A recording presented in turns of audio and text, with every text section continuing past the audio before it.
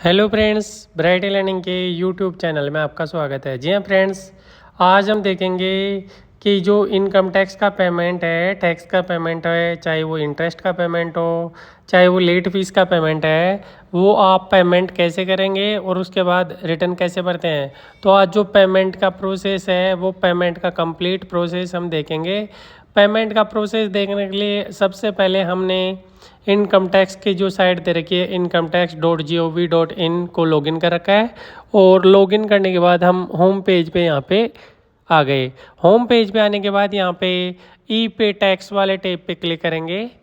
ई पे टैक्स वाले टैब पे क्लिक करने के बाद यहाँ पे लिखेंगे सबसे पहले पैन नंबर, जिस पैन कार्ड से आप रिटर्न फाइल कर रहे हो, और वो पैन नंबर यहाँ लिखना है जिसमें आप पेमेंट कर रहे हो टैक्स का, वो पैन नंबर यहाँ लिखना है। और अगेन यहाँ कन्फर्म पैन पे क्लिक कर देंगे।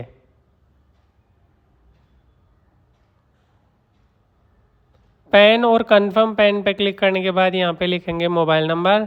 जो भी मोबाइल नंबर हम यहाँ लिखेंगे उस पे जाएगा ओटीपी। ओटीपी यहाँ पे फिल करना है, तो हमने यहाँ पे मोबाइल नंबर लिख दिया। इसके बाद कंटिन्यू वाले टैब पे क्लिक करेंगे। जैसे ही कंटिन्यू वाले टैब पे क्लिक करेंगे हमारे पास यहाँ पे ओटीपी गया। ओटीपी जैसे ही यहाँ हमारे को रिसीव होता है हम ओटीपी लिखते हैं। ओटीपी लिखने के बाद अगेन यहाँ कंटिन्यू वाले टैब पे क्लिक करेंगे, तो हमने ओटीपी लिख दिया। कंटिन्यू वाले टैब पे क्लिक करेंगे। यहाँ पे कंटिन्यू वाले टैब पे क्लिक करने के बाद पैन नंबर आ गए, यहाँ पे नेम आ गया जिसमें XX लिख के फर्स्ट और लास्ट नेम आता है। कंटिन्यू वाले टैब पे क्लिक करने के इसके बाद हम इनकम टैक्स यहाँ पे सेलेक्ट करेंगे। प्रोसीड वाले टैब पे क्लिक करेंगे। प्रोसीड वाले टैब पे क्लिक करने के बाद यहाँ पे असेसमेंट ईयर है, वो असेसमेंट ईयर हम सेलेक्ट करेंगे। तो हमारे केस में असेसमेंट ईयर 23-24 है, जो फाइनेंस ईयर 22-23 के अगेंस्ट में है। यहाँ पे सेल्फ असेसमेंट टैक्स जो 300 कोड है वो यहाँ पे हम सेलेक्ट कर लेंगे। इसके अलावा काफ़ी हेड और भी दे रखे हैं जिसमें आप पेमेंट करना चाहते हो, तो हमारे केस में यह है, इसलिए हम 300 यहाँ पे tax on self assessment basis जो दे रखा है वो सेलेक्ट करेंगे। इसके बाद जो टैक्स का अमाउंट होगा, हम सबसे पहले टैक्स का अमाउंट लिखेंगे। तो हमारे केस में जो टैक्स का अमाउंट है हम यहाँ पे फिल करेंगे। टैक्स का अमाउंट लिखने के बाद अगर मान लो सर चार्ज कुछ है तो सर चार्ज लिखेंगे, सेस वगैरह कुछ है तो वो लिखेंगे।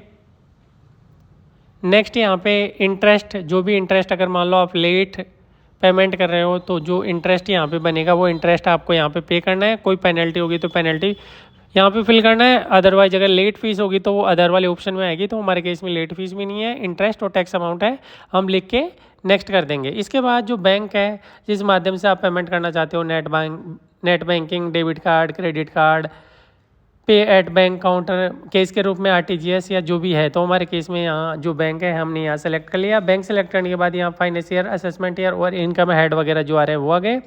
टैक्स ब्रेकअप डिटेल यहाँ दे रखी है जिसमें टैक्स अमाउंट आ रहा है और यहाँ पे हमारा इंटरेस्ट आ रहा है। टोटल मिला के हमारे यहाँ 60,157 रुपये का हम पे कर रहे हैं। इसके बाद पे नाउ पे क्लिक करने के बाद सबमिट टू बैंक वाले टैब पे क्लिक करेंगे।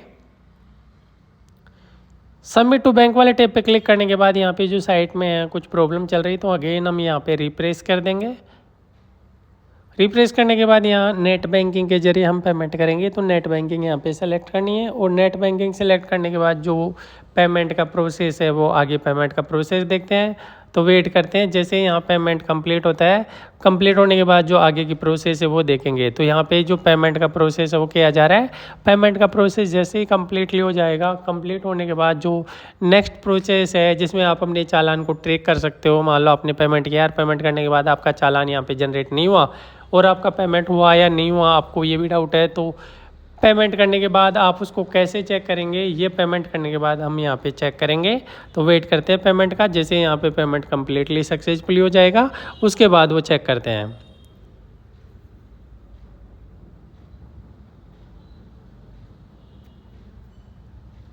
पेमेंट का जो प्रोसेस है चल रहा है। जैसे पेमेंट का प्रोसेस कम्प्लीटली होता है यहाँ पे आगे की प्रोसेस हम यहाँ देखेंगे। तो पेमेंट का प्रोसेस कंटिन्यू चल रहा है।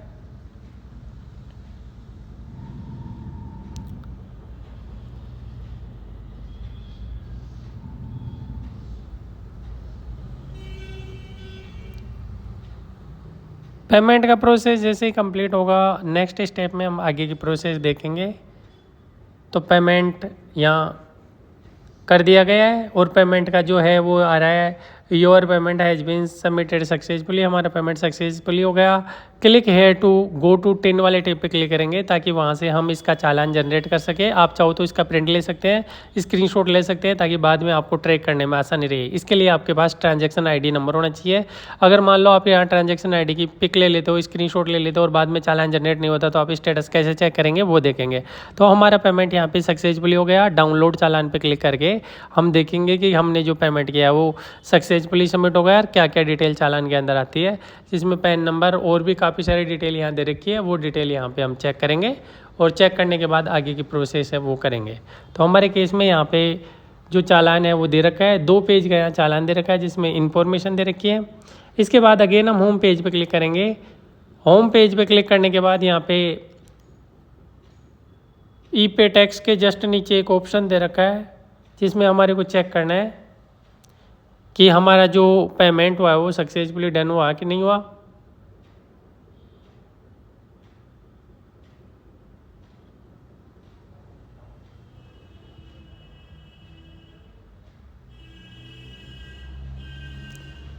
हम इसके लिए लॉगिन भी कर सकते हैं, तो हमने यहाँ पे लॉगिन किया है। लॉगिन करने के बाद भी आप यहाँ पे पेमेंट का स्टेटस वो चेक कर सकते हो। तो हमारे केस में अभी जो हमने पेमेंट किया वो चालान यहाँ पे आ गया, चालान का अमाउंट आ गया और हेड वगैरह जो है सेल्फ असेसमेंट टैक्स वगैरह जो है वो यहाँ पे दे दिया। हम यहाँ से डायरेक्टली भी चालान डाउनलोड कर सकते हैं। अगर मान लो आपका चालान वहाँ से डाउनलोड नहीं हो रहा तो पेमेंट करने के बाद आप लॉगिन करके कर सकते हो। Thank you for watching.